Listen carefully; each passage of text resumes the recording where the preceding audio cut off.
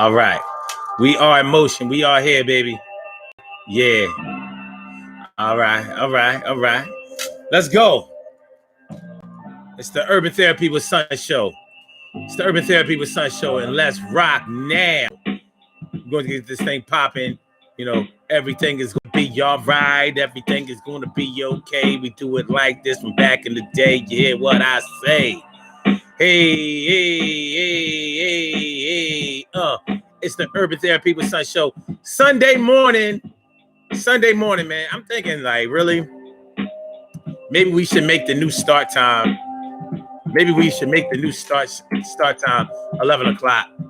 You know, this 10 o'clock thing, it don't always be working out as sweet as we wanted to.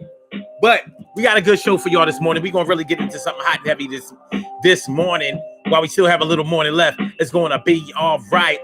So boy, Bill didn't destroy is in the house. Bang, she about to turn it out. And Emily Dunlap is all up in the hair. I'm glad to see you, dear. And S. Cook is always riding with us. Yeah, she at the front of the bus. We gonna do this thing. We gonna turn it on out. It's about to get high without a doubt. Yeah. Carol Chamberlain, mi favorita. Thanks for coming through. Listen, this morning on the Urban Therapy with Sun show, we're talking about black people's version of peace and white people's version of peace. Black people's version of peace versus white people's version of peace. Now, I think that we all want peace. But I'm not so sure if what we consider peace to be is always the same thing. You understand? You underdig? Do you understand what I'm trying to say into you? It's not always the same. So boy, Bill didn't destroy. You understand what I'm talking about? And we're going out. We ain't going out like that. So when black people talk about peace, when we talk about we want peace, are we talking about peace in the world, peace in our existence, peace within, peace in our community, peace in our families, peace where we go to school, peace on a level?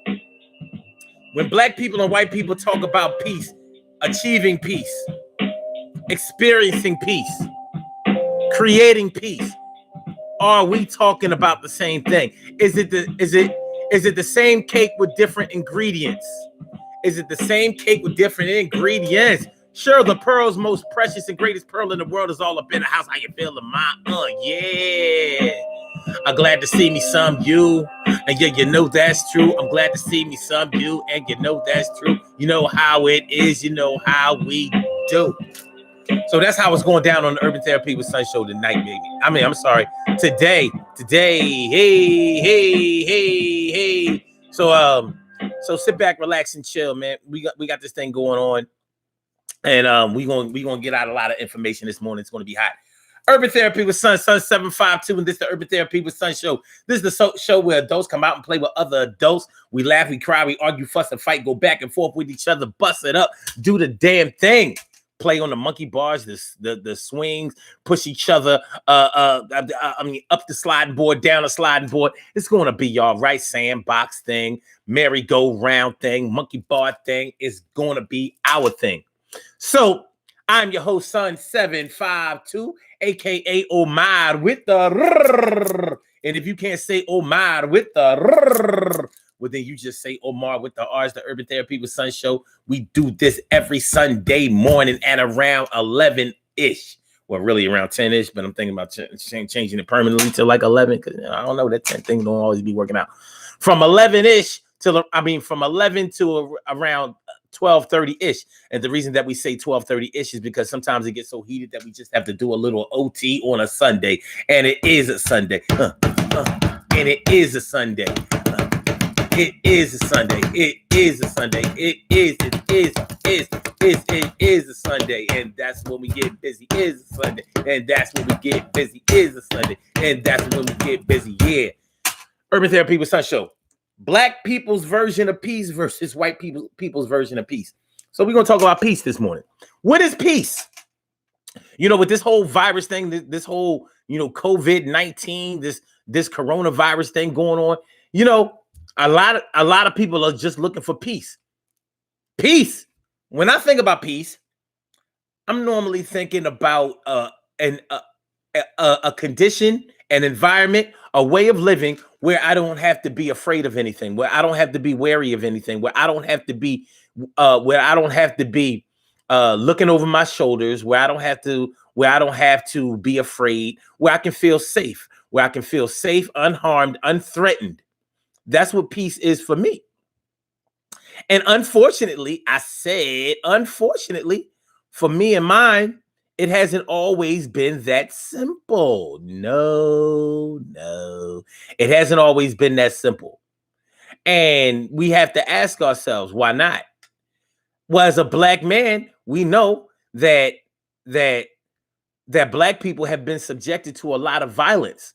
We have been subjected to a lot of violence in our existence. We've been subjected to a lot of violence when it comes to the way that we live, the places that we could go, sometimes the restaurants that we can eat from, the water fountains that we could drink from, even when we go to relieve ourselves in bathrooms. It has been an issue about where exactly we could do that, even when those items were available to us openly. So peace for us has been cloaked in a different cloth. It's worn a different type of cape than it may have been for other people of other cultures, other races, other ethnic groups. It hasn't always been that easy for us. And I would like to know why. Why is it that with our people, the word peace takes on a different meaning and understanding, even physically? Why is it that our people have to give an explanation for of a definition that should be pretty self-explanatory? Are y'all with me? Do you understand what I'm talking about? And at the same time, when I think of peace, even if I'm not looking at it from my own perspective, I have to look at it from other people's perspective. Like, what do you think about this? What does peace mean to you? I'm a Black man. Does peace look the same to me as a Black man with my knowledge, with my experience, with the way that I feel, as my Black woman? Does a Black woman look at peace the same way as me as a Black man looks at peace? And am I representative of other Black men? Do I stand alone with my feelings of peace, tranquility, of being comfortable? Does my version of peace count the same way as your version of peace? Does it? That's what I want to know. So let's get into this, because we're going to get into this. Oh yeah, we gonna get into this. We gonna get into this little something hot, a little something heavy. Oh, I want to let y'all know that this is an interactive show. So for all my new YouTubers, for all my new subscribers, for any type of people who have never listened to this show before, you can call into this show. Yes, you can. You know, you can call in and speak live on the air, and I definitely invite you and encourage you to do so. And the number to call is 319-527-6199. That's the number to call. I said a 319-527-6199. Yes, yo. I said a 319-527-6199. Yeah, get on the line. I said a 319-527-6199. Yo, get your shine, baby. 319-527-6199. That's the number to call if you would like to speak live on the air. And like I said, I do encourage you to do so. And if you do call in, the number to call is area code 319-527-6199. And you press number 1. And that lets me know that you would like to speak. And it's important for me to mention that because you can listen to the entire show by calling that phone number. You can listen to the entire show. So it's not like, if you call that number that you have to speak. There may be a reason that you cannot watch the video live or whatever. So if you still want to hear the material, if you still want to engage, you can call that number on the Blog Talk Radio platform. That's what the number goes to. Anyway, but it will stream live on the air on this YouTube show. So please remember to hit the like button, y'all. Hit the like button. hit the like, hit the like button. Please hit the like button. I appreciate that. And if you're new to the show, please subscribe to the show. Share the show. By all means, share the show. Oh, you want to share the show. Share the show, baby. You know, I really ask of you. That's all I ask of you. You know, that's all I ask of you. Yeah. Peace to Tony. So is my version of peace representative of other Black men's version of peace?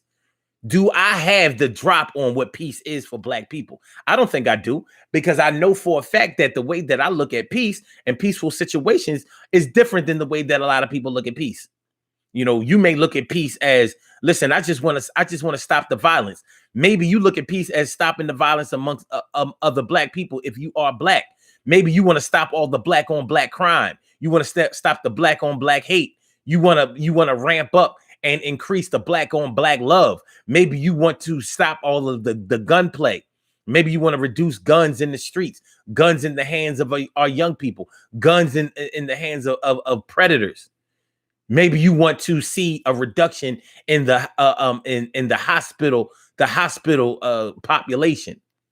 Maybe you want to be able to leave your doors unlocked. A lot of times when people talk about how the neighborhood used to be good and how it's changing, they speak about how they used to be able to leave their doors unlocked. They used to be able to leave their doors unlocked. I'm not going front. I live in North Philly. There have been plenty of times when I've left my doors unlocked. It wasn't because I didn't think that anybody would run up and take anything, but I have to concede that I do not feel danger in my neighborhood. Other people may, because they don't live here, they're not indoctrinated into this culture, into this way of life, into this neighborhood. They're not part of this. So this may look like real ghetto and strange and dangerous to some people. Just the name North Philadelphia gives people a certain type of feeling, like you live in North Philly. Nigga, you ain't made it up out of the hood yet. But I don't feel in fear when I'm around here. Never have, and hope to never will.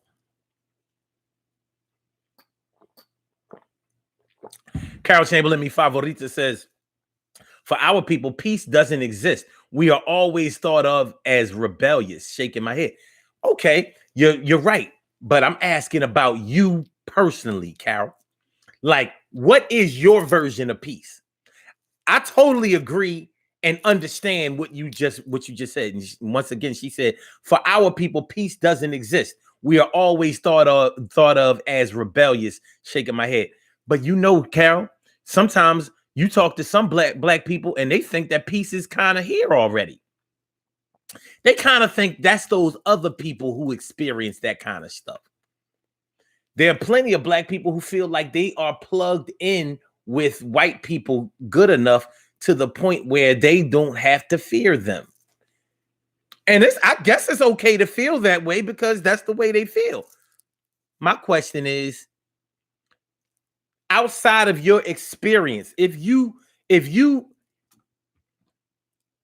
think outside of where you are, who you are, and what you do, what will you see?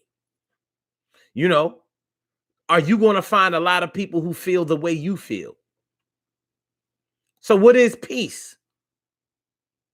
Like I said, for me, peace means absence of danger.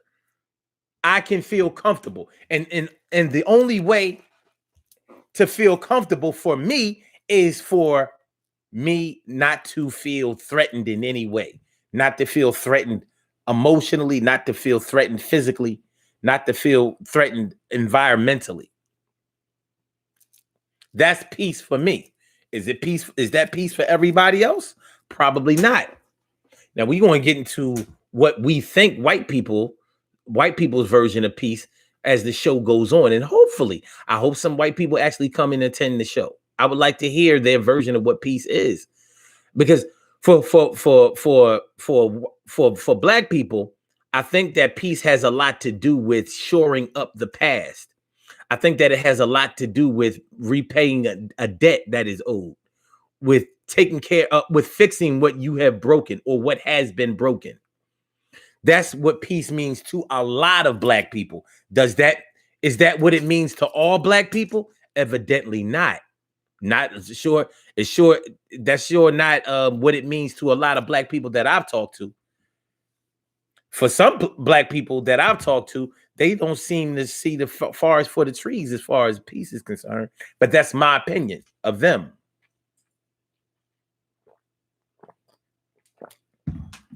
Cheryl Hudson says, yes, Carol. And now people are terrified of someone who even coughs heavily. Yeah, propaganda is something else. But you know, the news propaganda has always painted our people in a bad light. So I hate to say it, but I'm kind of used to it. I'm unused to any other way. I'm unused to people of other races and cultures, especially white people, you know, seeing me and feeling unthreatened in any kind of way.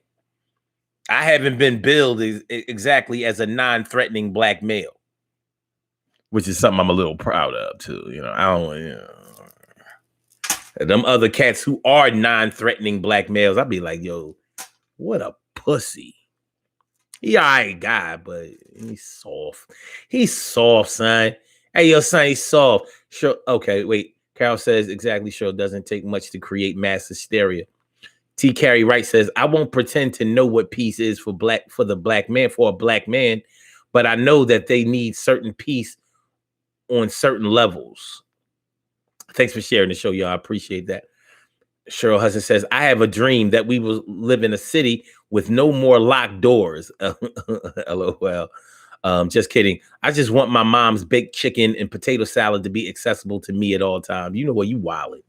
You are wildin'. And even though that sounds a little funny, you know what I mean? You might be joking around. For a lot of people, that's real shit. They just want to be able to just be. You know, something you would see on a t-shirt. Just be. Why can't I just be? Why do I have to be black? Why do I have to be white? Why do I have to be Latino? Why do I have to be Asian or Chinese? Or, you know, I got to get out of this calling, referring to Asians as the chinky-eyed. No. I'm going to train myself to stop saying that shit. Because I'm like, no. They're more Asians than that. You know what I mean? Like, they sucking up all the Asian identity. I'm not. No. Emily Dunlap says peace is people not bringing me drama. If it doesn't pertain to Lamaris, wait, where did she go? Oh damn! She took away the comment as I was reading that bitch. Damn. Okay. Look, I'm like, the hell? Okay. All right. Anyway.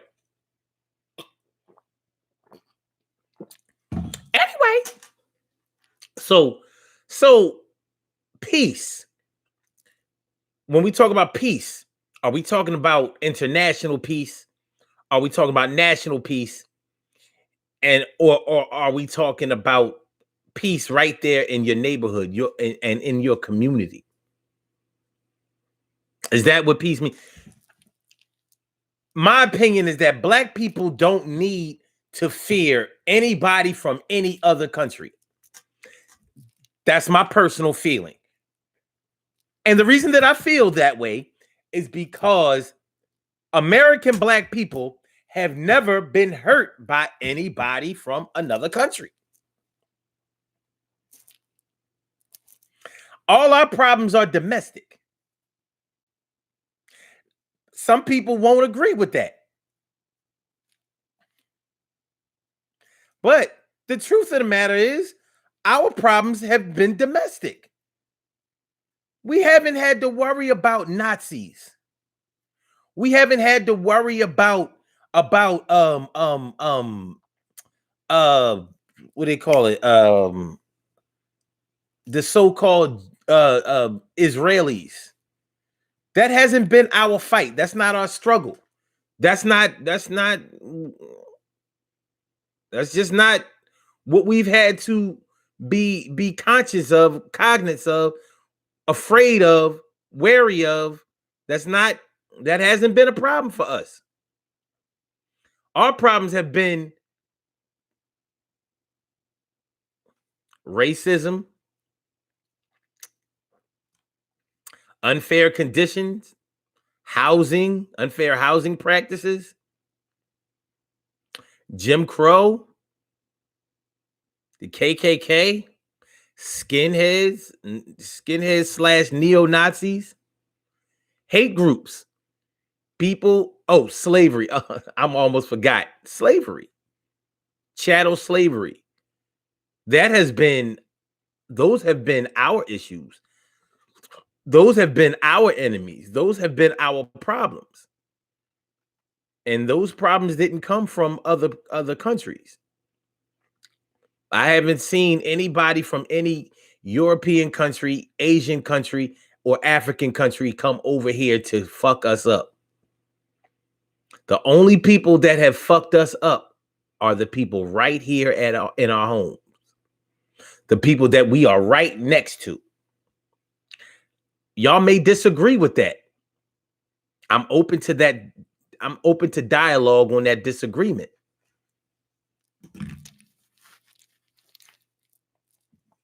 Carol Chamberlain says, listen, I live in an area of mostly white people and I am still not at peace. We are not at peace anywhere, in my opinion. I just want to live my life without fear for my safety. Carol, you want what all of us should be granted without any problems, without any resistance. All you want is humanity. And humanity is what you have been denied for centuries. Humane conditions. The right to eat, sleep, work, dream, thrive, live. That's all you wanted.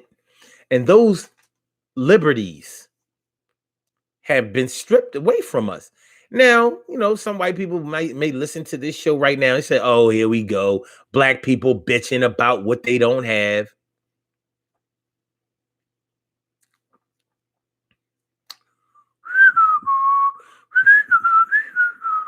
Okay. Well, if you can show me where I'm not telling the truth, where I'm being false, I'm open to it. Cheryl Hudson says, are you making that on t-shirts, daily go-getimism is where we want to just be? Fuck no. I don't want to just be. No. I hope you was kidding. No. Where I wanna be or just be? Nah. And yes, I choose to move here for economic reasons before I retired. I hear you. Okay. As Cook says, nope, you right. Ditto, Carol. Just live, just be. T. Carey Wright says, I won't have peace until I can die with the confidence that my children and their children will thrive without oppression. I wish I could change a word in what you just wrote, Carrie. I wish instead of you won't be at peace until you can die with the confidence, I wish you would have wrote, I won't be at peace until I can live with the confidence that my children and their children will thrive without oppression. Whatever happens after we die, that ain't up to us. I want it so I can live and I want to be able to live on my street and be sure that my people down south, West Coast, up north, that and over here on the East Coast are all right, even when my eyes aren't on them. I want the times that I need to help them to be for regular shit. Like, like, damn, you forgot to pay your electric bill for 4 months straight. You can do that. You can forget to pay your. All right, so here I gotta go rescue you. I would much rather have to rescue you financially than to have to come rescue you physically. I would much rather worry that you somewhere messing your money up than somewhere where your life is in danger. You understand what I'm talking about? You know, as Cook says, I bet you white people don't want to be black, not even for a day. Yeah, they want the trappings of being black, you know, the body shape, the physical characteristics, things like that. You know, maybe sometimes even the swag, the language, the ability to look like, even with all of this oppression, all of this inequality, all of these unfair and unsafe practices, all of this targeting and all of that. We still like, yeah. But check this out though. I got this Gucci watch. And plus, I'm gonna get some pussy later on and shit. And we about to turn up at the club and all of that, not necessarily in that order. Yeah, I mean, you know, like damn, with the odds stacked against him. Look, you know what I'm saying? Umar he like he don't give a fuck. When really I'm just ignorant. I'm ignorant to the forces that are against me, and I'm ignorant to what I need to do in order to turn that around. I'm also ignorant to the fact that I'm way behind the 8 ball no matter what. Yet I will use terms like, yo, we winning. We winning. We out here winning. Me and my whole team, we winning. Me and my whole team, we always winning. Me and my whole team, we always winning. Me and my whole team, we always winning. Me and my whole team, we all we do is win. Yeah. We always winning. Me and my team, we always winning.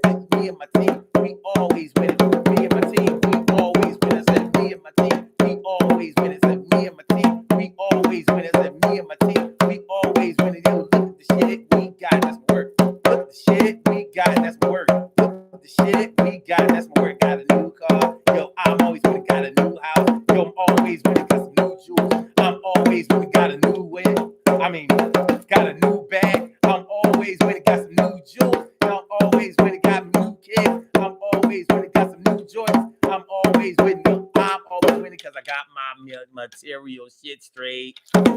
I'm always winning because I can reject the hate. I'm always winning because nobody can fuck with me. I'm always winning because, it was meant to be. Yeah, they want to feel that way. Like with everything that's going against him, he really don't have a pot to piss in, the window to throw it out of, a friend to talk about it to, or a stimulus package to rescue him. But look, he's still chilling. Yeah, they want that part, but they don't want to have to fight through the daily struggle of even trying to get to that point where you look like you don't give a fuck. Yeah, you don't give a fuck, even though you're totally fucked. But yo, just got a new Louis bag. I'm winning.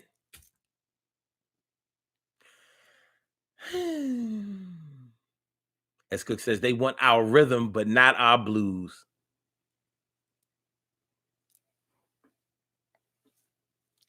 We're not worthy. We're not worthy. Thank you. That is very profound. They want our rhythm, but not our blues.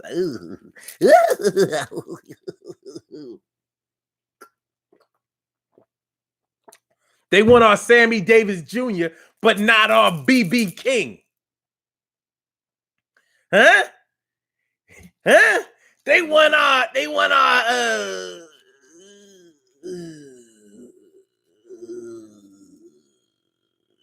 Cab Calloway. They want our Cab Calloway, but they don't want Bobby Blue Bland.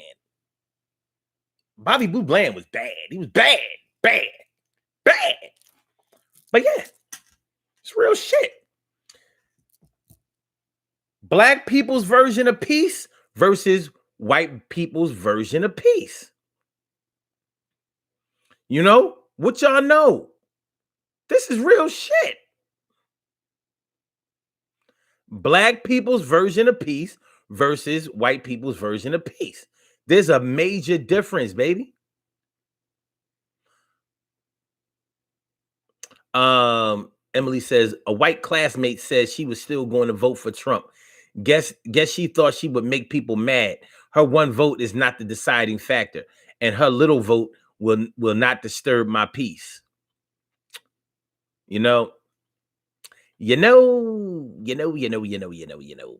Check this out. I'm glad you brought up the whole Trump thing, because that's the elephant in the room. You know what I mean? It's the elephant in the room that you just can't walk by this shit without taking a look at it. Just like he's on the news every single day, you can't get away with not looking at him. And so when we talk about Trump,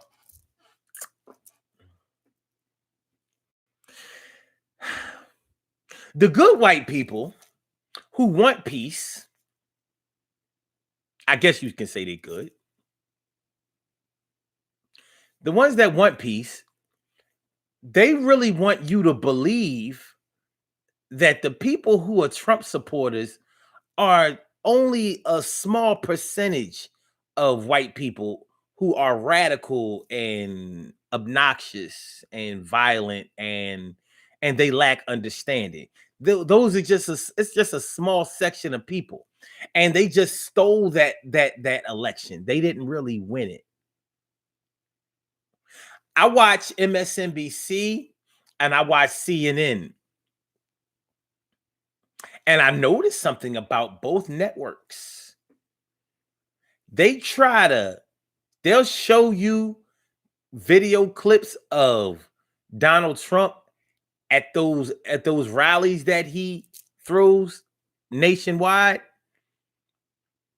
and they'll only show you a little bit of a video clip of him saying something ridiculous, and they'll show it to you for just a few seconds, no longer than about 30 seconds.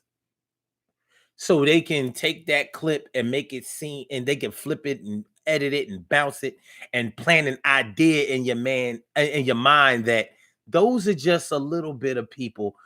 They all radical, and he has them all brainwashed. Yet you can't find a Democratic candidate who can generate crowds anywhere near that.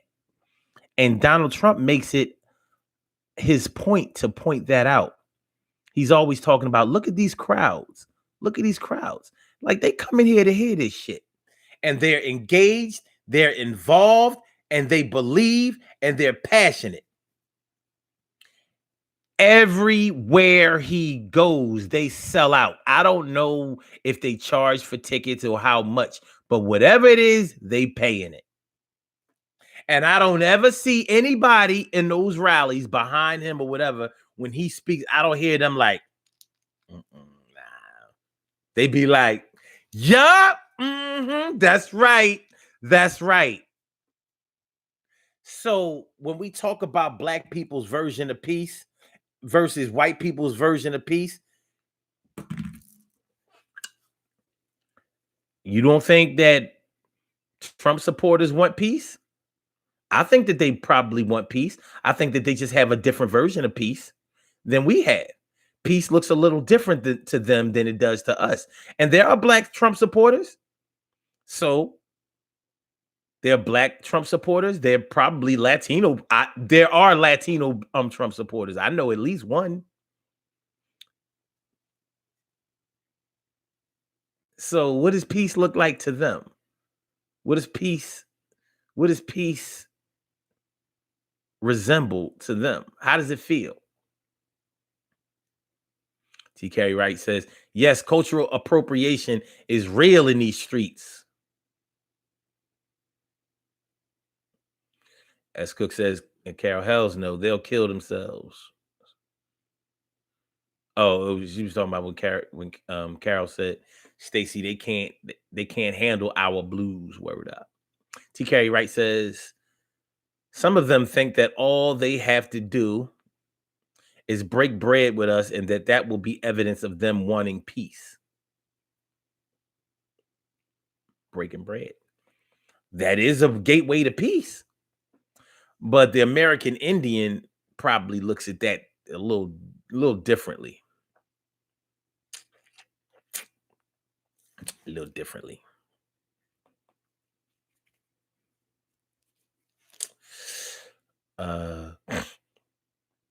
Carol Chamberlain says, Taki, we were never allowed to break bread with them in the past. Only difference now is that they tolerate breaking bread with them. I'm just saying.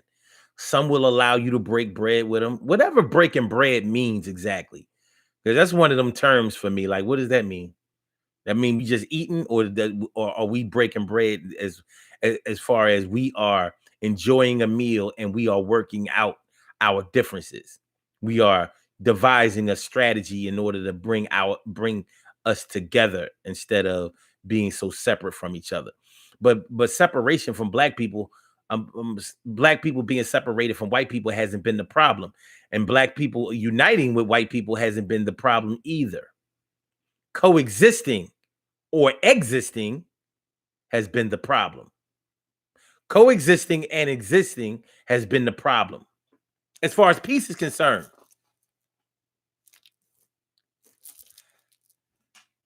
I'm trying not to get all over the place with this. That's why I'm struggling hard to, take it from one thing to another thing or whatever. But it may be that there's so much to this stuff that I may have to go here, there, blank, blank, blank, blank, blank.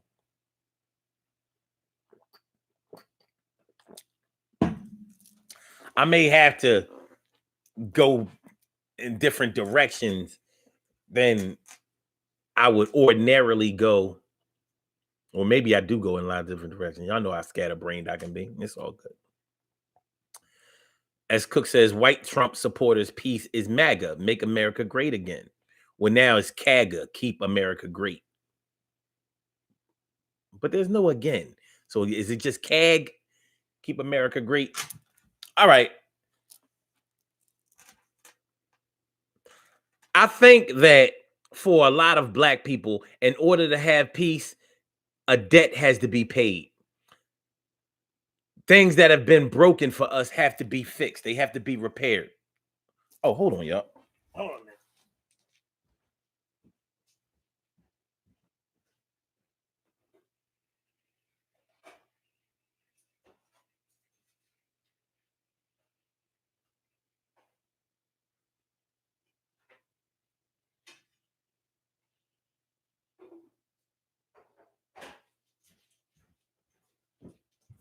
That shit broke. My bad. I think that for a lot of black people, in order for us to have peace, we look at it in terms of, well, how we. Let me slow down. Let me back it up a little bit. Right now, I'm talking about people who say, because I didn't intro this. I'm talking about people who say things like, we got to leave the past in the past and concentrate on the future. We got to start from here.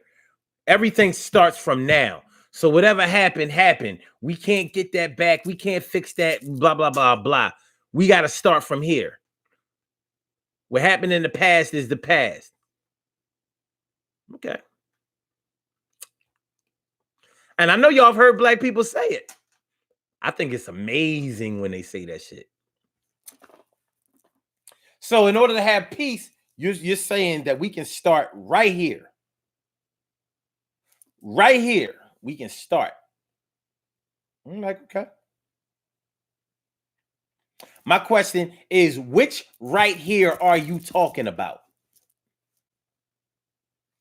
If we want to start right here, if we're going to leave the past in the past, I just want to know, which right here are you talking about?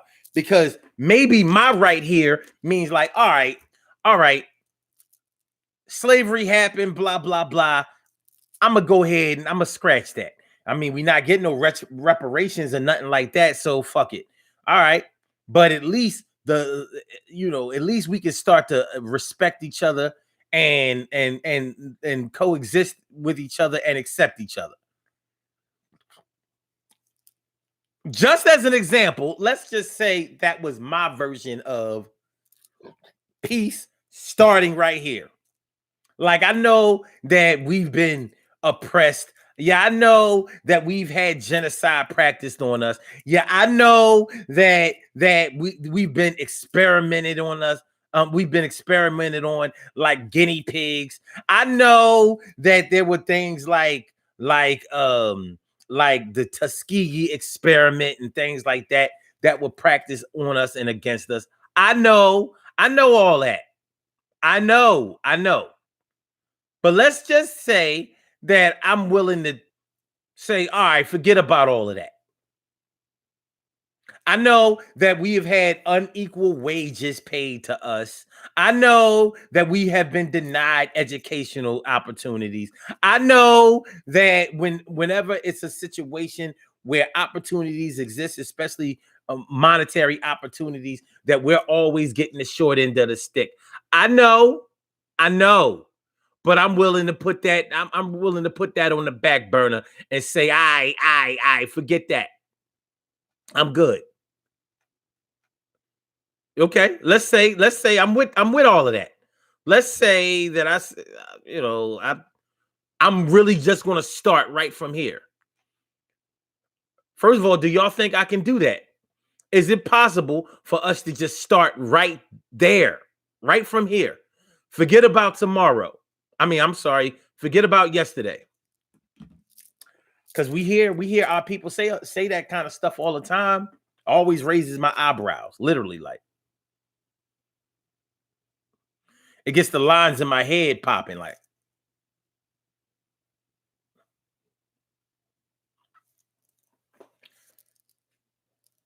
that's our version of starting right here. For a skinhead, for a Trump supporter, for a KKK member, for an Illuminati. I know people don't think that the Illuminati exists, but you know that Skull and Bones exists, even though it's a secret society. You know it exists, right? Came right out of Yale University, Skull and Bones. Y'all know about Skull and Bones? You know? Some of y'all don't know about Skull and Bones. Some of y'all don't know about Skull and Bones. Skull and Bones. Skull and Bones. According to Wikipedia, Skull and Bones, the Order 322, or the Brotherhood of Death, is an undergraduate senior secret student society at Yale University in New Haven, Connecticut.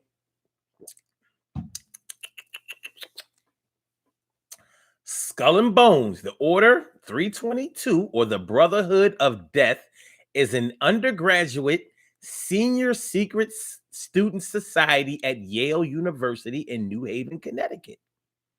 Why is that important? How is it a secret society when we know the name of it?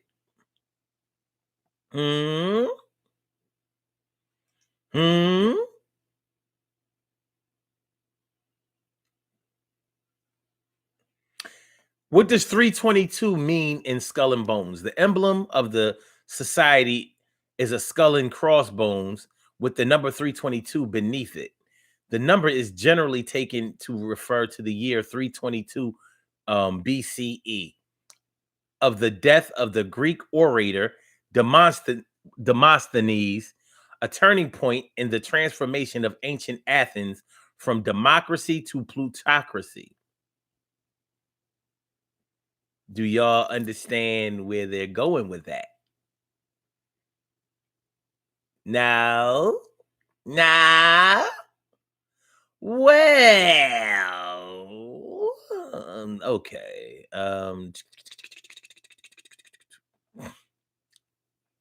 Let's see. Skull and Bones. Okay. All right. This is what I'm going to do. I'm going to go ahead and so then Skull and Bones is not a secret society as far as their title is concerned, but evidently their activities are secret. What's the secret? We don't know because we didn't go to Yale and we're not white, and they don't let black people in those Skull and Bones. They'll let them go to Yale. Although you ever notice that most black people, I've known of plenty of black people that went to Harvard and graduated from Harvard, but not Yale. Do they normally choose Harvard over Yale? All right, y'all. See what some of y'all are saying before I finish that concept of what I was talking about starting from here. But which here are we talking about? All right. Some of them think that they do have to break. Some of them think that did I? All right. Okay. That was Carrie. I already read that one. Taki, give them a look like this. Carol Chamberlain says, Taki, we were never allowed to break bread with them in the past. Only difference is now they tolerate us breaking bread with them. Okay, I read that one too. Let's go where we are. Let's go wherever we need to. Okay, good looking out on that confirmation. Wait, Trump support. Okay. Carol Chamberlain says, I agree, Omar. Their piece is certainly different from ours. Their piece to me means they are still in a position of power because they thrive on power. I mean, how can you deny it? As Cook says, I definitely heard black people say the past is the past. You know what I would like to hear them say? The past is today. Because I was alive yesterday. And I'm alive today. By grace of the good Lord. And just like I made it through yesterday, I'm going to have to make it through today. And I'm not so sure if a lot of things have changed from yesterday till today. And I don't know if they're going to change drastically tomorrow. But I am still here. And so are you. So we want to say that the past is the past. All right, that's all good. Carol Chamberlain says, no, T. Carey Wright says, if we don't acknowledge and accept the past, then we are bound to make the same mistakes. Those mistakes are still here. We didn't even solve them shits. Carol says, if you take the past out of the equation, it's futile, no peace. Emily says, yes, I have black Trump supporters on my page as well. I'm not deleting them because of who they want to support. I want to hear what Trump supporters have to say, because I'm intrigued by how they can. What are y'all hearing that I'm not hearing? What are y'all seeing that I'm not seeing? Because I'm definitely not going to hear or see what y'all seeing with those little 15, 30, and 45 minute video clips that they show on the liberal news or the Democratic news channels. I'm not going to see that, but I'm interested to know, because I'm like, yo, y'all drinking the Kool-Aid. That Kool-Aid seemed like it tastes nasty, but a lot of people drinking it. All right. Carol says, don't we learn from our past? Some do, a lot don't. Carol says, it does. Most of our presidents belong to Skull and Bones, and that's a fact. That's a fact. I want y'all to check that out too. But anyway, where I was about to go with the whole, which version of starting from right here do you mean? If I'm a liberal, if I'm a bleeding heart liberal, and I say that I don't care who you are, black, white, Latino, Asian, African, whatever, straight, gay, whatever, we all should be on the same accord. We all should be afforded the same opportunities. We should never ever do anything bad or feel bad towards each other, whatever. If I was a bleeding heart liberal like that, which I'm absolutely not, but if I was, and I said I wanted to start from right here. Everything starts from right here. We're going to get peace popping, and we're going to do it from right here. If I was able to do that, and I'd start from the right here where I'm standing, Is my right, is my starting from right here piece the same as a Trump supporter? Is it the same? Their right here seems different than my right here. Their right here over there and their right here over there don't look like my right here. Not from where I'm standing. What do y'all say? Which right here are we starting from if we say, all right, we're going to put the past in the past? Maybe I can forgive for slavery. Maybe I can give a pass for inequality. Maybe I can give a pass for unfairness. Maybe I can give a pass for racism, discrimination. Maybe unfair practices in business and education, miseducation, false education, false propaganda, fake news. Maybe I can say, all right, man, fuck that. I'm willing to give amnesty for all of that and start right here. Well, if I'm giving amnesty for all of that, but all of that still exists, well, which right here am I starting from?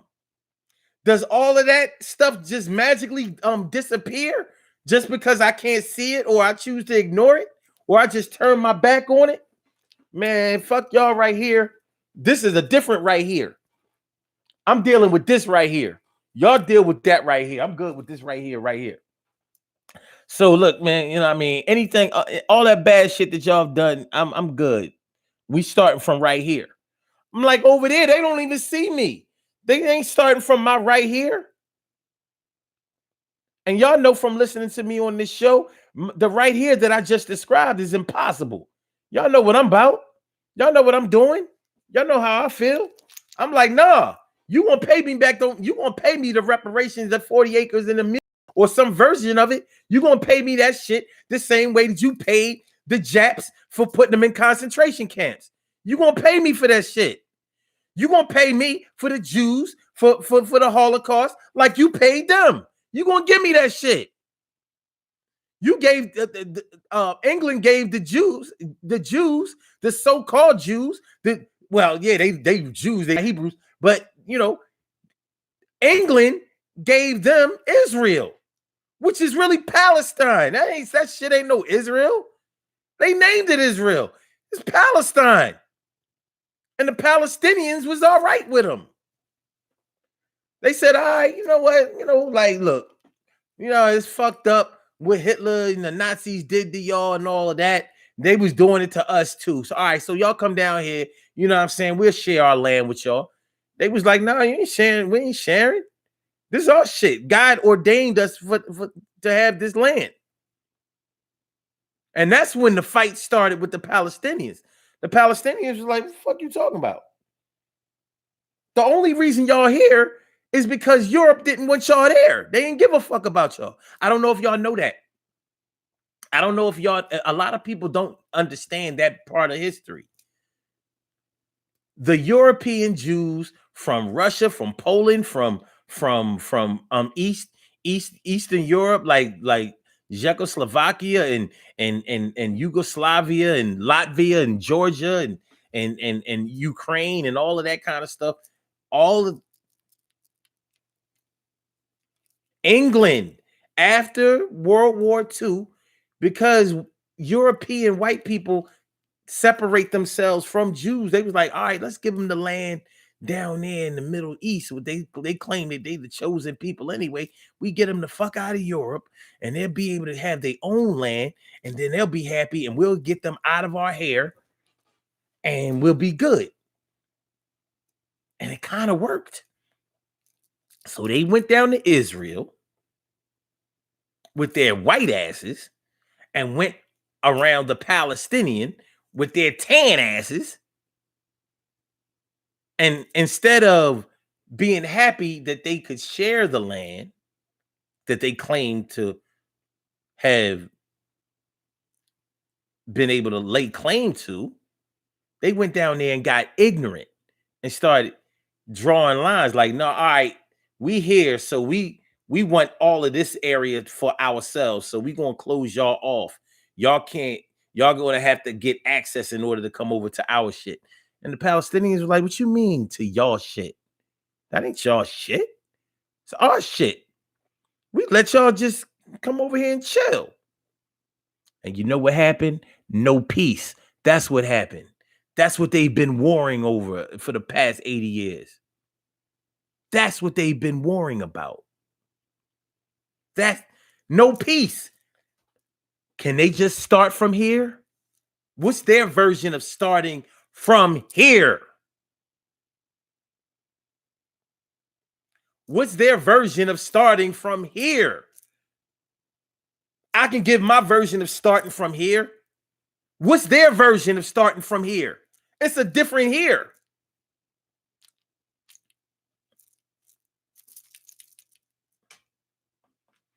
T. Carey Wright says some mistakes was in references to people saying that the past is the past when really the past is the present. The past is tomorrow too. Good looking out, Carol. Appreciate you. Emily says, I'll go to his page later and screenshot some of what he says. I don't agree with him, but that's my right. People will be asking him how he can feel the way about dude being a preacher. Oh, being that he's a preacher, because he probably goes on the whole, pro-lighting and the Republican Party, the Conservative Party has a lot of things that are attractive to people who really just want to live life. Republicans want good things. Their approach to getting good things, small government, I believe in that shit too. Having the states decide what they want instead of the country decide what they want, I believe in that too. Pro-life, I believe in that too, but I believe in pro-choice too, because I don't believe in. I'm pro bad parenting. I'm sorry. I'm anti bad parenting. I'm anti not wanting a child. I'm anti that. At the same time, I'm pro good parenting. I'm pro, a child having a decent shot for a good life. Republicans want good things. Their approach to getting good things, because their whole thing is, as long as we got it, it doesn't matter what anybody else is doing. They don't believe in being inclusive. That's not really, they like, shit, I paid for this. I work for this. That's all they ever talk about. I go to work. I go work and I work hard. And, I shouldn't have to, people who are not pulling their own weight shouldn't be able to enjoy what I'm enjoying. But what they leave out is the fact that they have blocked access for other people to be able to work hard and earn a decent wage. That's the part that they fail to acknowledge. They want to diminish their role in that regard. That's the real problem. They don't want to look at the man in the mirror. They want to be like, no, I ain't had nothing to do with that. All right. But anyway, that's what I mean by when I say for people who want to, if your version of peace is starting from right here, which right here are you talking about? Because let's say this is the black right here. The black and or white liberal. I'm not so sure that, you know what, we might need to do this.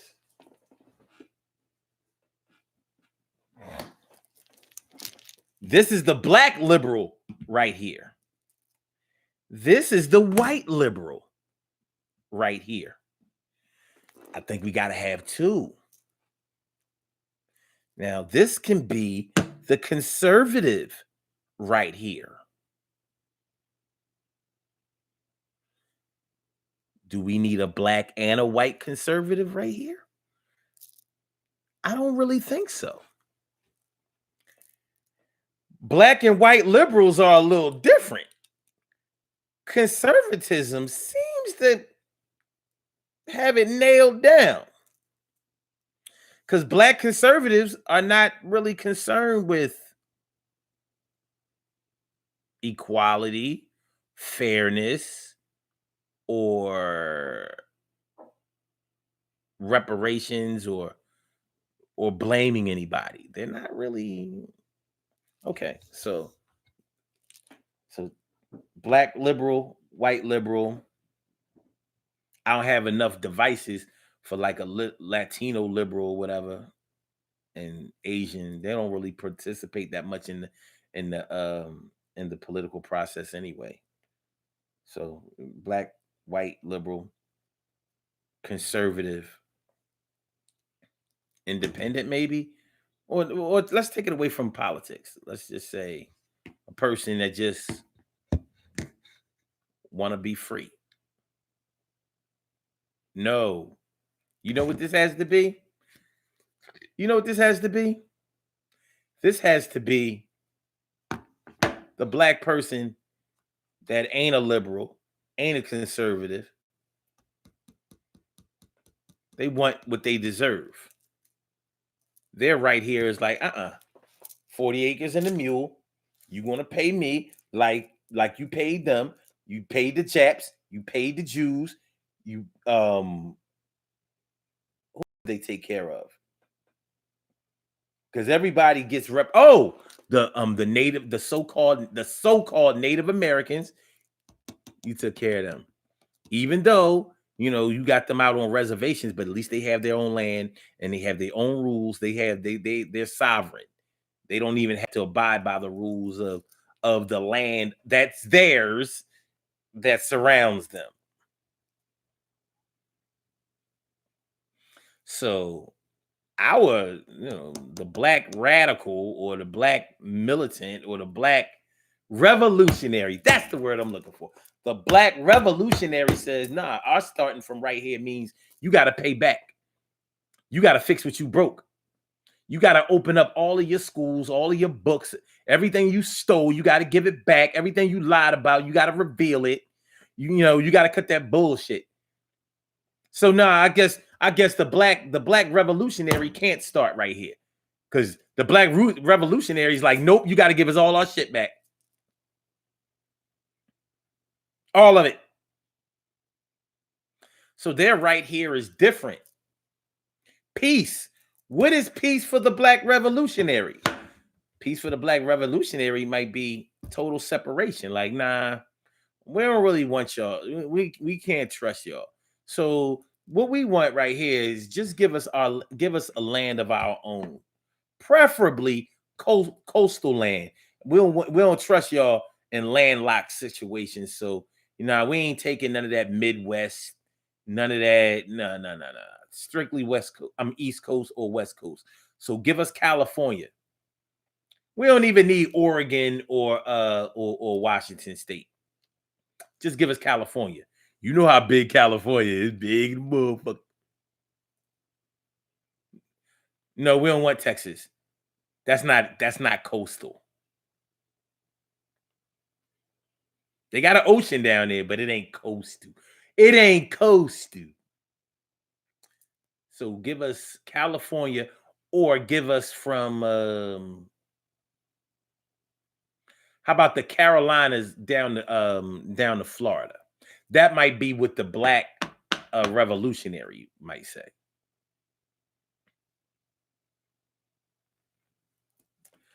Maybe, but that's what we're talking about today. Black people's version of peace versus white people's version of peace. There's some differences. There are major differences. Now, the people who have never heard me before, by the way, peace to everybody who is just joining the show. Please like the show. Please subscribe to the show. I would appreciate it. Thank you mucho. Much.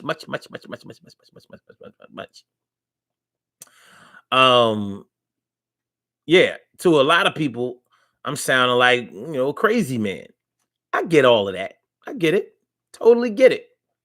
But when we talk about black people's version of peace versus white people's version of peace, I think that what we have in common the most is that we both want to feel comfortable. We both want to feel safe and secure. We want to feel unthreatened. We want to feel unthreatened. Shoot, animals out in the wild want the same thing. You know, shoot, gazelles would love a world that didn't have lions in it. I'm sick of these lions always threatening, always running after somebody, trying to bite them on the back of their spine, disable them, and eat them. Yeah, I don't want to, you know what I mean? You know? So I'm really curious. I'm really curious about what white people's version of peace is. I had a discussion on another show on the Legacy of a Nation show last night about how many white people are threatened that black people are going to wake up one day and demand what they have been denied for so many years, so many years, so many decades, so many centuries. And my question is, I don't know what they're afraid of. We ain't done shit to threaten them in any way. Everything that we have threatened them with have been things that we had to ask them for. We've had to ask them to stop being violent. We've had to ask them for peace. We've had to ask them to stop labeling us, demonizing us. We've had to ask them to stop portraying us in the media as unstable, non-ambitious, opportunistic, snidely, shifty, crafty, lazy individuals. We've had to ask them for that. We've asked for their approval for our behavior. Think about it. We've had to ask them for their approval of our behavior.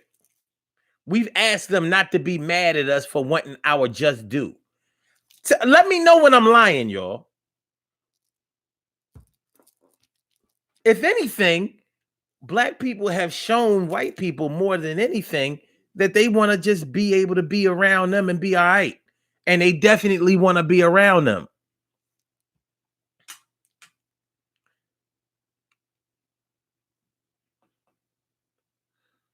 Carol Chamberlain says, you notice they always hold up tidbits up as a sign of acceptance. See YouTuber, what's going on, see YouTuber? And they say, F all that. Where did you get all those cell phones? Everybody has those things, man. My thing is cell phones and headphones. Cell phones and headphones. And all of these phones that you see these are top of the line phones too. These ain't no, you know what I mean? But I don't spend a lot of money on them because I buy them. I buy a used phone. Like I don't know. I think I have one brand new phone, and that's this Samsung 10 Plus, S10 Plus. Other than that, I'll be like, no. Let me go online, get me an unlocked phone. But I won't get a iPhone because they're terrible, and people who use iPhones are terrible. They are the ones who can't start from here, except for Emily and Carol Chamberlain and S. Cook. But the rest of them,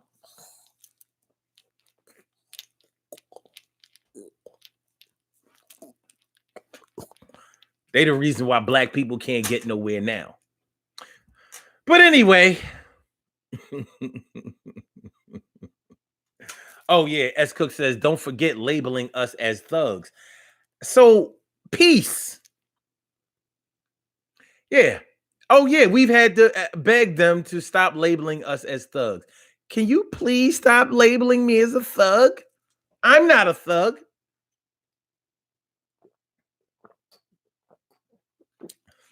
Can you please stop labeling our women as hoes? Ass shaking, twerking hoes. The problem is a lot of our women want to put themselves out there as ass shaking, twerking hoes. I'll be like, damn. Damn.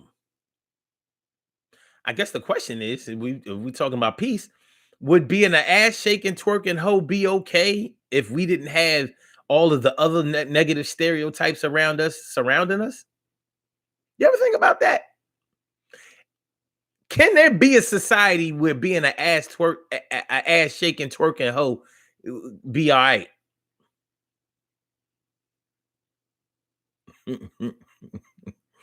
You know I'm gonna hold you down, Carol Chamberlain, mi favorita. You know I'm gonna hold you down. Nah, babe. Everybody can't be around me with a iPhone.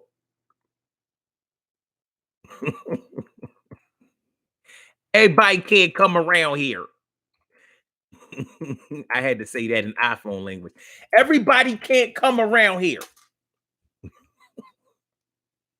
Anyway, so I'm curious as to what the white version of peace may be. It may take on a whole different light.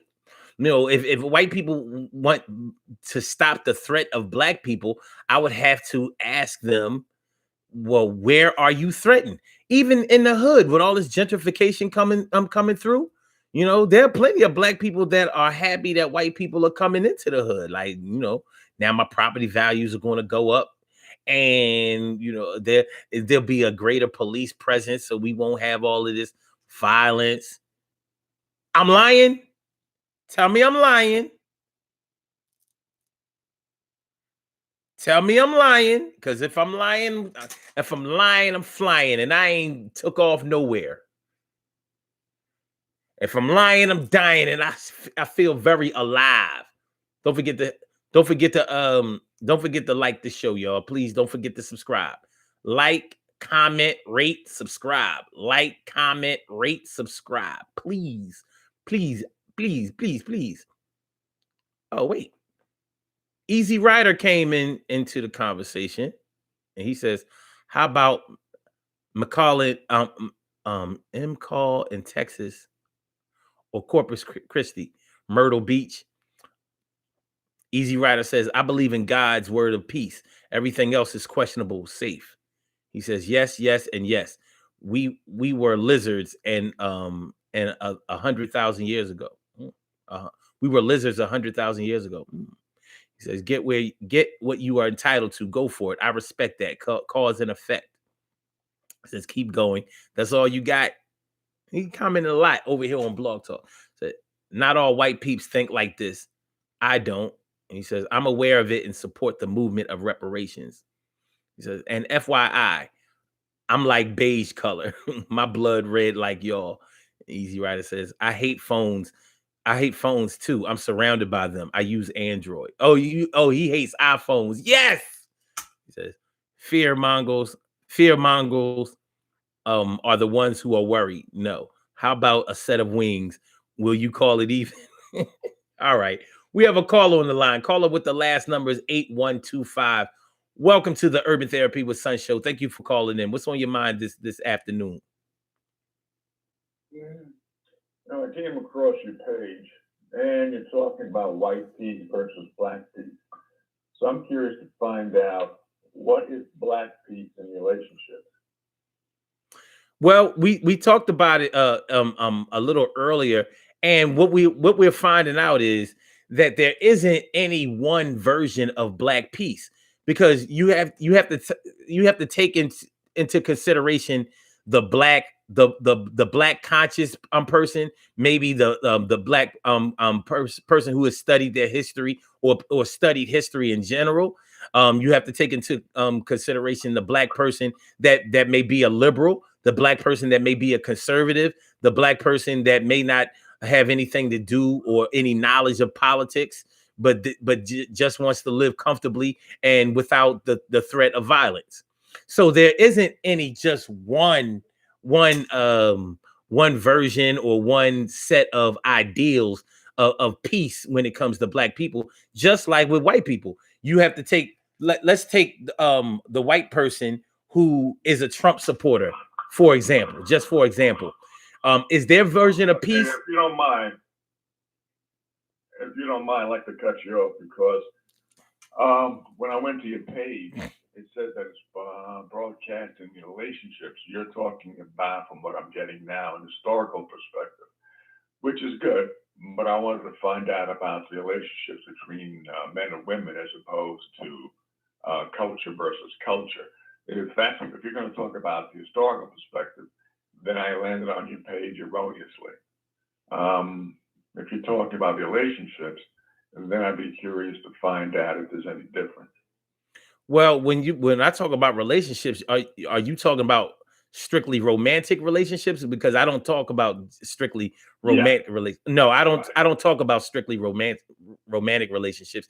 We do talk about that too, but we talk about relationships as far as people are concerned. Any people that you know or come in contact with, you have a relationship with. So you can have a job relationship, or should I say a business relationship, a romantic relationship, a familial relationship, a friendship relationship, a relationship within a club or an organization. It's anybody that you know and deal with. So, but no, we weren't talking about romantic relationships on this particular show. All right. Okay. This is broadcasting relationships on the page, and that always means talking about romantic relationships. Wait, which page are you? Okay. Which? Oh, thanks. Okay. All right. I'm so on your Black Hawk page. Oh, okay. Oh, yeah. Oh, love and relationships. Oh, you're talking about that tag. Oh, okay. All right, I understand now. But if you look at the title of the title of the show, you can see that it's clearly not like black people's version of peace versus white versions of peace. I don't think you can get love and relationships out of that. But well, right underneath that it says broadcasting relationships. So yeah. Yeah, it was interesting that you looked at that. I didn't know it. I didn't know people really paid attention to that. I'm glad you brought that up. I really didn't know that people paid any attention to that. But listen, thanks for calling in anyway. People look for. Yeah, I see. All right. Okay, take it easy. All right. Have a good night. Have a good day. All right. Damn. I thought we was going to get some good dialogue. Rats, but that's okay. I still appreciate him calling in. That was a good look.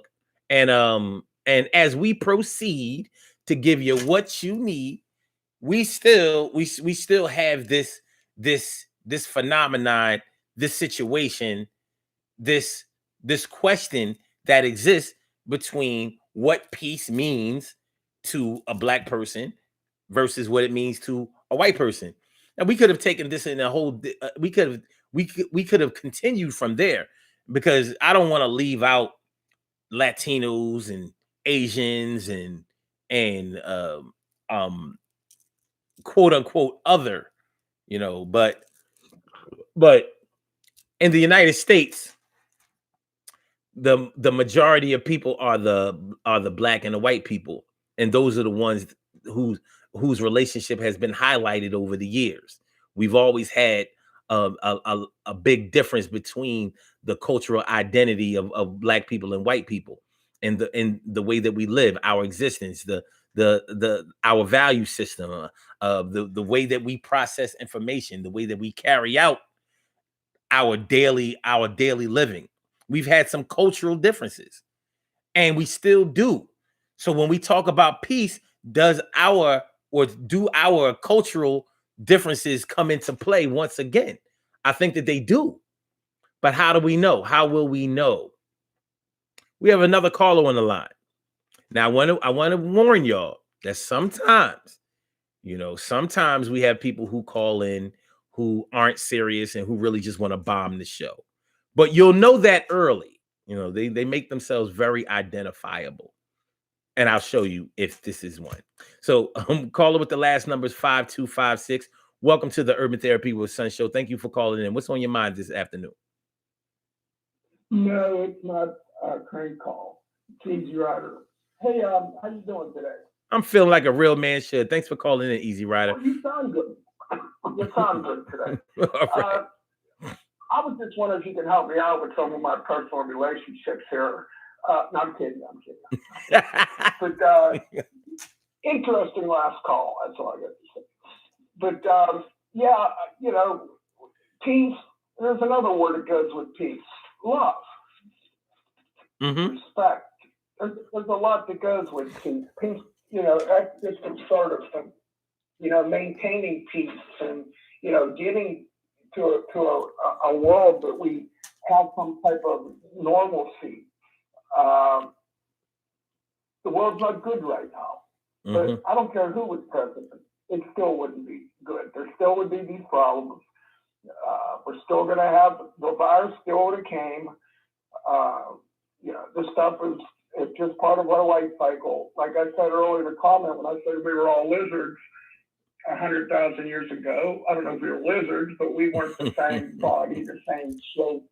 I mean, what would we think of our ancestors years ago?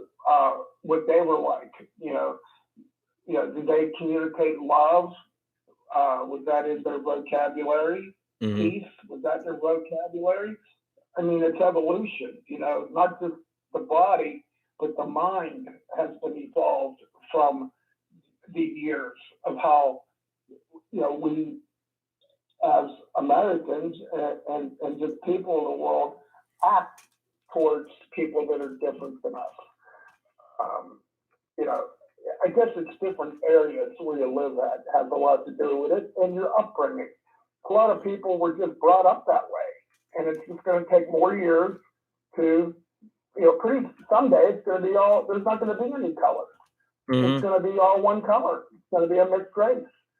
And I don't know when that's going to be, but it's definitely going to happen. I can promise you that. Scientifically, will tell you that. Science will tell you that. But, you know, I get kind of tired of this thing with the president, you know, that because somebody supports President Trump, that they're no good and they don't think straight. And, well, I mean, you know, they're talking about almost half the country. Mm-hmm. So I don't think half the country is crazy. But basically, I try to inform people, you know, naturally to the right thing, not always my beliefs, but what's the right thing to do. You know, it's interesting that you brought that up. When you talk about peace in terms of love, and when you talk about peace in terms of when we talk about our versions of what peace is. But let me ask you this. Does peace for you, does peace involve more of a feeling, or is there something more physical about peace that you that you believe definitely in?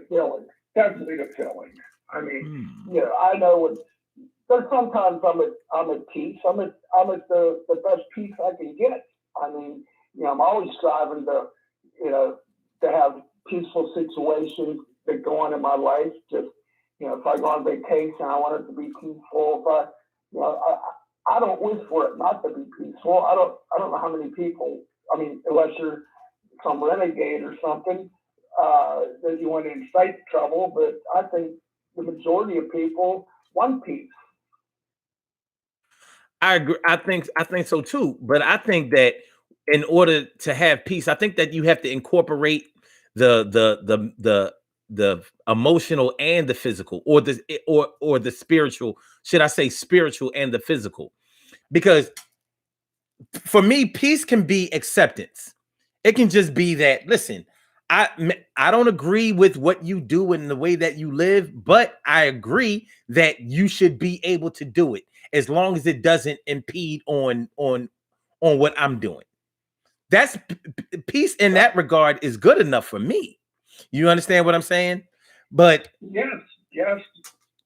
But for a lot of people, I wish everybody thought like you on that. But not everybody. But I mean, you know, that's a good way of thinking, the way you're thinking.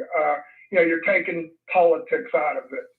And, there's different situations where you apply politics, and there's situations where you don't apply politics. And I think this virus is one of the places where politics shouldn't get involved, but it's been so highly politicized that it's, now we're getting all the fake news, and now we're getting the President Trump bashing, and it's his fault. And,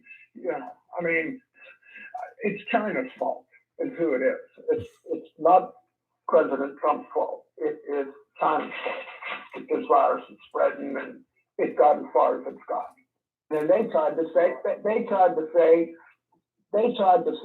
that we did it, that we sent our soldiers over there with the virus and spread it. Did you see that? Yeah. 90 seconds. Yeah. I have friends of mine in China, and I couldn't get in touch with them for a couple months. So I'm like calling them and Skyping them, and I talked to him 2 months later the other day, and his work, he lives in Shenzhen. That's like right where the heart of this disease is. And his work made him, they live out in the country. A lot of the Chinese people work in town, but they all have farms and stuff out in the country. So he's been out at his parents' house in the country for the last 2 months. Mm-hmm. They won't let him go back to work. And he won't talk about it. So I guess they're afraid to say stuff on the line. So they're a little bit worried about what they say. And I guess the show's over here. It's just calling to speak with host. But, Well, no. You got a good way of thinking. I don't hear you bashing our president. One thing I do is I respect the office. And to hear people calling the president of the United States a clown and all this different stuff, that's unnecessary. Really, if you don't like the guy, hey, don't vote for him. Go get out there and get people to vote for your candidate, who you want in there. That's what you do. Yeah, I don't I won't pretend that I appreciate him or anything that he does, or the way that he is. However, just like you, I do respect the office, and I know that there has never been a president that I of whom I agreed with everything with. So that is what it is. But the impact that he has on a society, besides his supporters, is important to me. But let me ask you this: I don't believe that peace politically is attainable. I don't believe that there can ever be a such thing as peace politically, because that's not what they strive for. Politics is all about money. But as far as people are concerned, if we believe that peace is a physical thing, would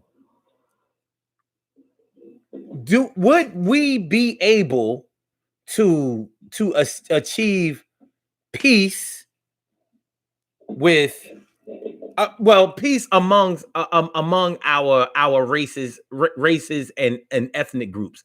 Do you think that's possible? I sure hope so. I'm just getting a little tired of I'm just getting attacked by, believe it or not, a lot of black friends of mine, because of my political beliefs. And I've known these people forever, and all I've been getting is cold shoulder, and because I support the president. And I have my reasons. I'm a disabled vet, and he's done a lot of stuff that helped me, because I have some problems that require doctors out of the VA network, and I could never get that before. I'd have to pay for it. And now, they have what's called, it used to be called the Veterans Choice Program, but they changed it to the Mission Program. And now I can go to a private doctor. I tried to make an appointment for a doctor last week, and it was like May 26th by the time I could see him. Well, that's past the 30 days. So I was able to go outside and go to a doctor, UMPC, and get my treatments. But that wouldn't have happened if our president didn't push for that. I know President Obama had a similar program, but it wasn't as good as the one now. I'm not saying it was a bad program. I'm just saying, this is a better program. And, if Obama did it, I would say the same thing. I know when Obama got elected, and I was around a lot of my black friends, and, I didn't get mad. I was okay with everything. I wasn't going to vote for Obama, but, I was, what am I going to do? He's the president. I'm going to respect that. But I don't get the respect back because I support President Trump. I get no respect from my black friends. Now, maybe it's different in other areas, but most of the people where I'm from up east, I always ask people. I see them in a supermarket. You start a little small talk, and you kind of know right away their political affiliation. And and I haven't met, truthfully, I might have met one or two people that support Biden or Bernie. I've met more Bernie supporters than I have Biden supporters. I very rarely come across like blue collar workers, let's say, because that's the era I'm in. I'm around blue collar people all the time, middle class. And I don't hear many of them vote for Biden. I mean, and I'm out there a lot. Mm-hmm. I'm out there, I ask questions, and I'm not bashful. I'll ask you. And I don't know. I just think that we got to support the president, even if you don't agree with them. Support him. I mean, he's the president of our country. Trying to protect us from North Korea, Russia, China. They built that. Let me ask you something. The Russians, when they were trying to impeach the president, okay, and they were saying that he was colluding with Russia. Did you really believe that President Trump was colluding with Russia? Truthfully. Yeah. And because it's true. How come they couldn't prove it? They couldn't prove it. Though. Well, because they had so much time to prove it. They did prove it. They did prove it. I mean, just because there have been a lot. If you're going to talk about the court system, a lot of things historically have been proven in court, and convictions weren't carried out. The same way that there have been times when things weren't proven in court and convictions were carried out. So the law is designed to be manipulated and to not be like if there were a clear set of rules when it comes to law, then there would be no reason to try cases. But because nothing is in black and white, then the law is really just a bunch of bullshit. But the reason that I know that Donald Trump colluded and has done everything negative that people said that he has done is because before he became president, he has already engaged in behavior that was questionable in terms of race. That he has been very irresponsible, and he's still he's an irresponsible person. He's not a responsible person. He's not one who takes accountability. He's not one who ever says, listen, I got that wrong, but I'm going to get this right. He's not the type of person who does that. So why would I, in my rational thinking, think that? Why would I give him credit that he has not asked for himself? I'm not going to do that. I watch what a person does. He's not a man of integrity. He's just not. You can, for your own purposes, you can believe that he's a person of integrity, but he's just not.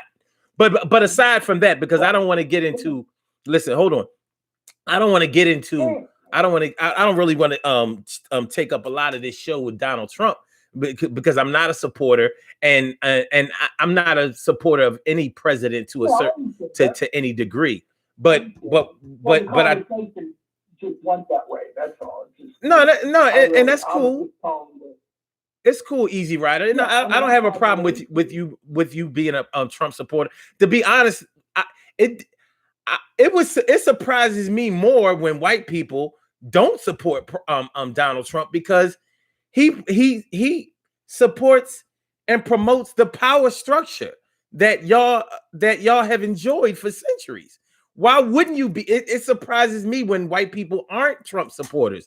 The same way that it shocks me when black people are Trump supporters, because we know nothing of power about having power. That's just something that we have been denied access to historically, and as far as the future is concerned. Even when go ahead.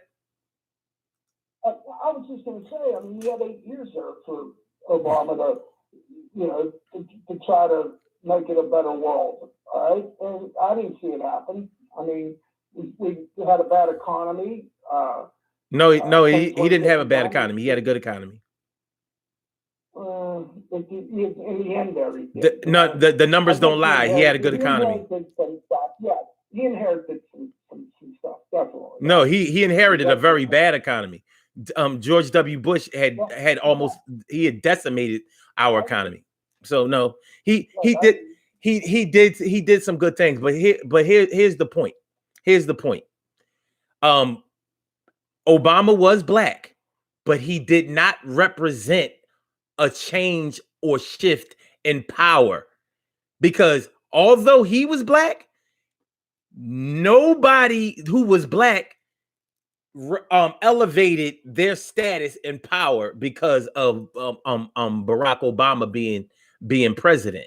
And that's what a lot of people don't understand. He was the face of America, not the face of black people. I didn't make any more money from Obama being president. I didn't elevate in my status because of Obama being president.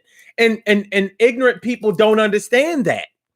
But I understand what ignorant people don't understand, and that's fine.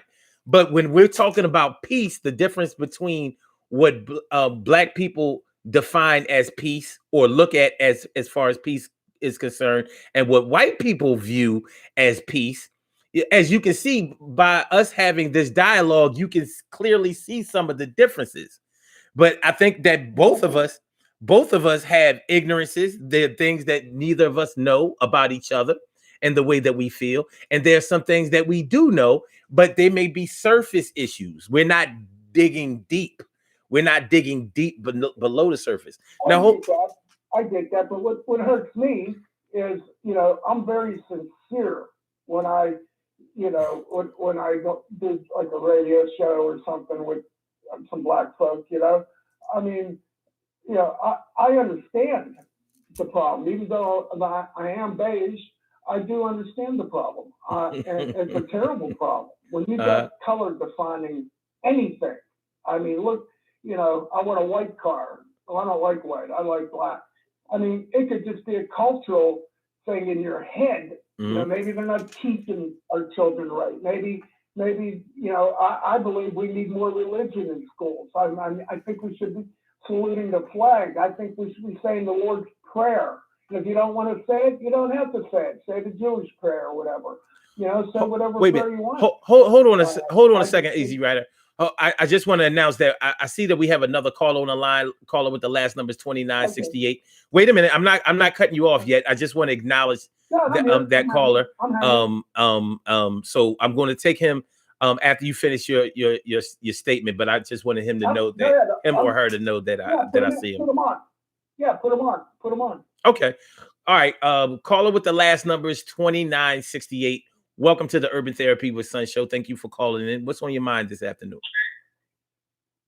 I'm just listening to you guys talking here, and I was trying to follow what you were saying. And I had a lot of things I was thinking, but I knew that I probably wasn't going to be able to say anything. So I was just like going ahead and just doing the listening part. Sometimes when we're listening to people and we want to say something, and then everything else they say, you kind of don't catch that part. So I don't want to jump in like that. I was just sitting here just thinking if you guys were going to let me in on the conversation. So anyways, yeah, this is, I'm way busy. I'm a white guy and I got black friends all over the place. And I don't trip on the colors. You know what I mean? Because I don't see colors. I don't see colors.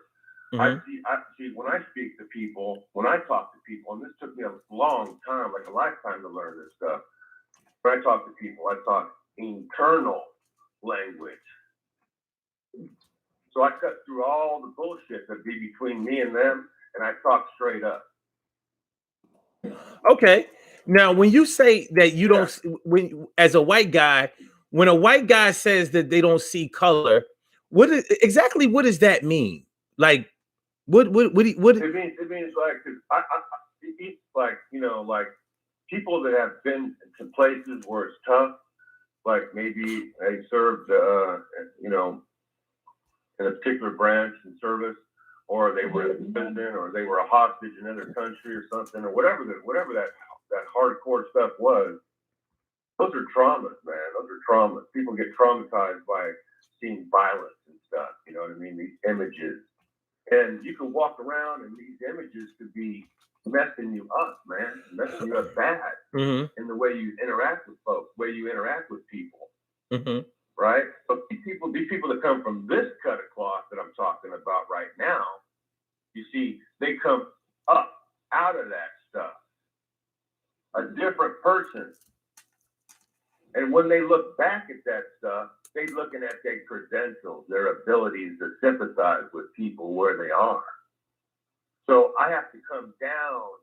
You see, I learned some things over the years, but I take my credentials and I gotta come down here. I gotta humble myself. Sometimes it ain't easy doing like this. You understand? Well, let me ask you this: do you think that a white person and a black person cannot see color in the same way? I think everybody's different. I think it doesn't matter, because you open up a crayon box, they got yellow, green, black, white. You know what I'm saying? So if you're a master, you know what I'm saying, and you know how, and you want to paint a picture, you can take whatever crayon in that box and you can make this picture beautiful.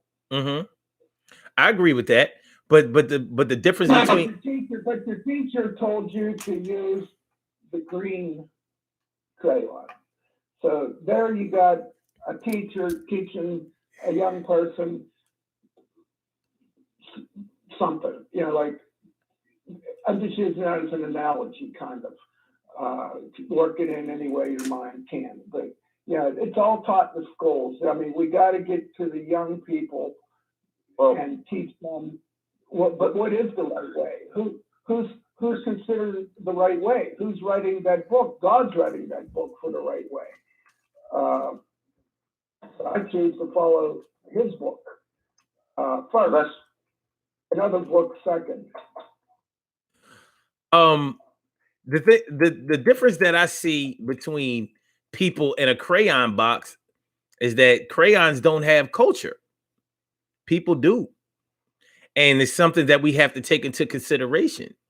So I understand that individually, I'm going to judge people. If I was to say something like, I don't see color, what I'm saying is that I'm not going to judge people that I interact with based on the color or hue of their skin or where I think they come from. Maybe I'm going to give them a chance to prove themselves to be good to me or bad to me. That's what I'm thinking. At the same time, I'm also just painting myself into a box of my own experiences while totally ignoring the experiences around the world that are going to affect me and the people that I know. Would y'all agree with that? Yeah, I agree with that. Okay. Definitely. Okay. I mean, the world needs a lot of work. I mean, there's just so much to do, and you just can't depend on the high office to do it. You have to participate yourself. I mean, if you don't vote and you don't participate, then you don't have a right to bitch about anything, I think. I mean, as far as the political realm goes. I try to look at both sides. I try to look at news all over the world. I don't just asphyxiate on Fox and CNN and all them other stations. I try different stations and, stations that are not in this country. I want to hear other people's views. And there's a lot of countries out there that are doing a lot better now because of the administration. And there's countries that are doing a lot worse. But the ones that are doing bad are the countries that we're putting sanctions on, and there's reasons for them sanctions. That's because they did something that was going to hurt the world. So the administration sanctions them. So That's where a lot of them would come from. They don't understand that their government is the cause for them getting censored. I think the people in Iran are really waking up though. I mean, they've been woke up. They want that regime out of there. And, you know, listen, they will get them out of there. Listen, man. I'll tell you this, Easy Rider. You are a true military vet. You are a true military vet.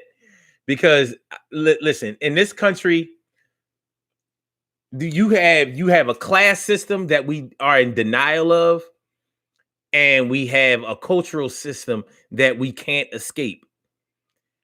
But one thing is for sure is that Black people in this country have nothing to fear of anyone overseas. We have never been hurt by anyone except for the people right here in our country. We have never been hurt by any Asians, any Europeans, any Africans, any Australians. Well, if you talk about Europeans in terms of, I mean any, we've been hurt by domestic Europeans that have colonized this country, but not by Europeans in Europe. You know what I mean?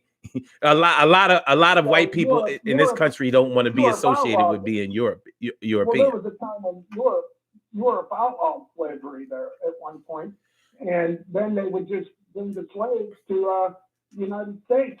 That, you know, but they were always bringing them here, but they were bringing them other places. But a lot of places, you know, stopped that process. They, you know, they had nowhere else to go but the United States, and they went here. I mean, I think it was terrible what happened, but I mean, I can't help it. My folks come from Poland and Ireland. You know, they weren't born, my grandparents weren't born here.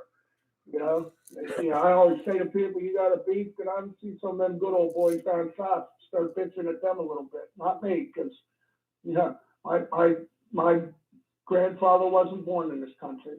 Mm-hmm. No. All I'm saying is our problems have all been domestic. They haven't been international. So it amazes me when Black people give a shit about what we're doing overseas or what's happening overseas.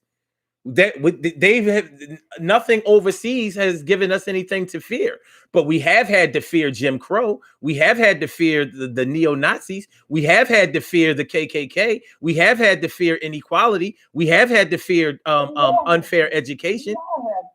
No, we all haven't. No, we all haven't, sir. We have not all had to fear that. What about the people? Okay, I'll give you an example. How about the people the guys that went down, the FBI agents went down to a place, I forget, Mississippi, I think it was, and they were killed down there. Okay, they were trying to help the Black community with what was going on down there. I guess it was the 50s or something. Yeah, it was the 50s. Early 60s. 50s. And 50s, you know, 60s, a lot of 60s. white people were trying to help the Black people and stop the violence and stop hanging and stop Jim Crow attitude. And their houses were burned. They were victimized. They couldn't get out of town without being called a blank lover, and you know, Right. their children had to be called that. So Right. I don't want anybody saying that we didn't endure anything. You didn't. You listen, but you were hurt. By the way, hold on. Those they were hurt for trying to help Black people. If they were not doing that, then and once again, that's a domestic thing. That wasn't an international thing. So white people hurt and killed white people for trying to help Black people. You don't see a problem with that? Yeah. But one thing is for sure. The white people that helped those Black people could still drink from the white water fountains. Black people could not do that. Yeah. Those white people who tried to help those Black people could still eat at the white restaurants. Black people couldn't do that. Those white people who tried to help the Black people. In the South, I spent 15 years in the South. I Uh-huh. mean, really, around a lot of good old boys. I mean, I had situations where, for instance, I was at a restaurant, we were having a meeting, business meeting. The dudes looked like Colonel Sanders. That's how Southern they were. They were there for hundreds of years with their families, owns all the property down there. Okay, a waiter come up, a black waiter come up, young guy, and he was waiting on us. And the one gentleman said, "Call him Boyd." I waited till the kid left the table, and I said to the guy, I said, "Hey, what are you calling him that name for?" I said, I really don't like that kind of stuff, buddy. And, he goes, "Oh, you're down south. This, they're used to it. This is about it." I was insulted there, and I didn't do business with the guys after that. And I mean, they just think it's normal. It's the norm down there. I mean, it's terrible down there. I mean, it's down south. It's still got a lot of problems. Like, I think worse than up this way. I mean, there's still a lot of hate there, but a lot of it's hidden now. It's like black people in like Myrtle Beach. You hardly see any, like as far as like tourists and people that are black that live in that area that come to Myrtle. No, the only time you see the black people is at the bus stops. You'll see 200, 300, 400 of them at every bus stop because they clean the hotels, they do blue collar work, and then they go home to like a town maybe 20 miles away. Mm-hmm. But they go do their work and they go back to where they live, and that's just how it goes down there. I mean, they're just so culturized that it's going to take a long time to change their minds. That's all I know. I hear that. But listen, guys, I really appreciate y'all calling in. I really, really do.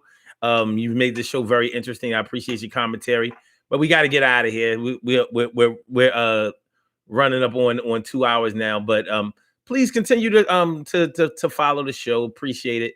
And thanks for calling in. And we're here every day, so participate. Check it out at your leisure. All right. Definitely. All right. And thank you for having me. All right, and you have a great day. Okay. All righty. All right, y'all. We got to get on up out of here, but I appreciate the callers calling in. I appreciate the comments in the comment section on Blog Talk, as well as my YouTubers. Thanks for coming through. Don't forget to like the show. Don't forget to subscribe to the channel. Don't forget to still follow. I appreciate it. All right, y'all. We got to keep it moving. Interestingly, just like a lot of shows, this took on a life of its own as far as peace is concerned.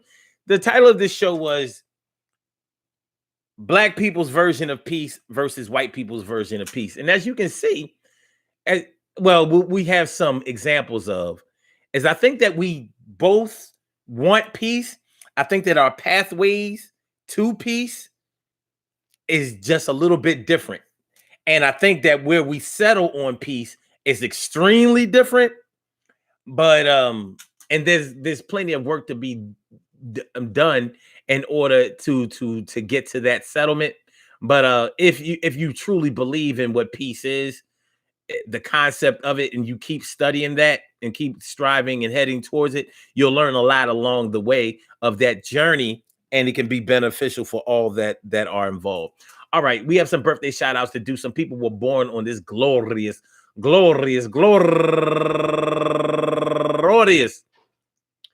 March 15th, and they deserve to be acknowledged. So let's go about our business of acknowledging them and making them feel special, because they are special, because they are special, because they are S-P-E-C-I-A-L. They are S-P-E-C-I-A-L. They are. Number one out the box, Roxanne Halley. Happy birthday to you, turning 34 years old today. And Shandia Odessa, happy birthday to you. And Rochelle Hayward L., turning 47 years old today. Happy birthday to you. And Tiffany Dean, turning 48 years old today. Happy birthday. And Felice Simmons, happy birthday. And Lisa Tracy, happy birthday to you. And Kim Lewis, turning 54 years old today. Happy birthday to you. And Betty Lewis Jean, turning 24 years old today. And Duran Victoriano LCR Euphrasia, Happy birthday to you. And Michelle Davis Roberts turning 55 years old today. Happy birthday to you. And Irina Dmitrieva, excuse me. Happy birthday to you. And Jacobs Nikki, last but not least, Jacobs Nikki, which is probably Nikki Jacobs, turning 35 years old today. I want to say happy birthday to all of you and anyone else out there who shares this birthday on this glorious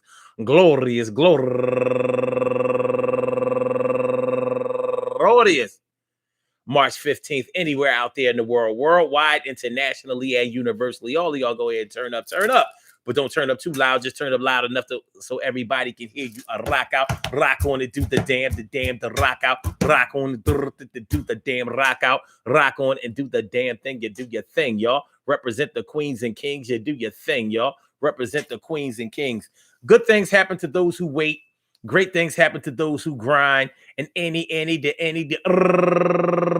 can happen to those who go for theirs. So go hard, go for yours. And remember, listen, when we start talking about peace and the difference between the way Black people look at peace and the way that white people look at peace, as you can see, there are a lot of differences.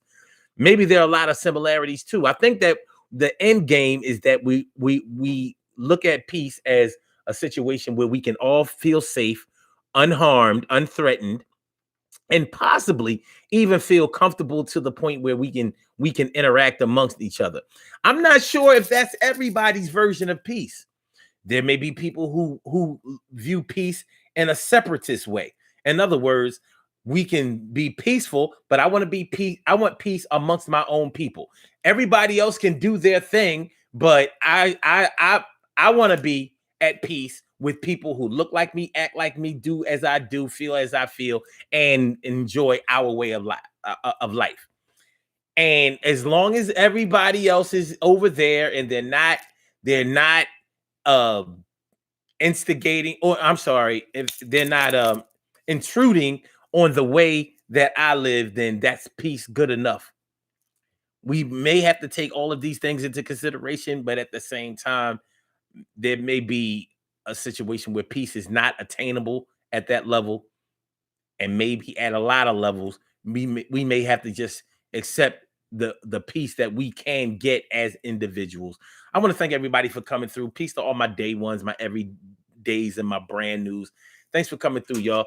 Thanks for sticking out the show. I hope y'all enjoyed listening to the show as much as I enjoyed broadcasting it. We will be back tomorrow around 7 o'clock. Let's say 7 o'clock. Sounds about right. And I holler back at y'all. So, peace, y'all. All right, let's go. Enjoy the rest of y'all day. Thank you for using Blog Talk Radio. Y'all make it hot. Peace.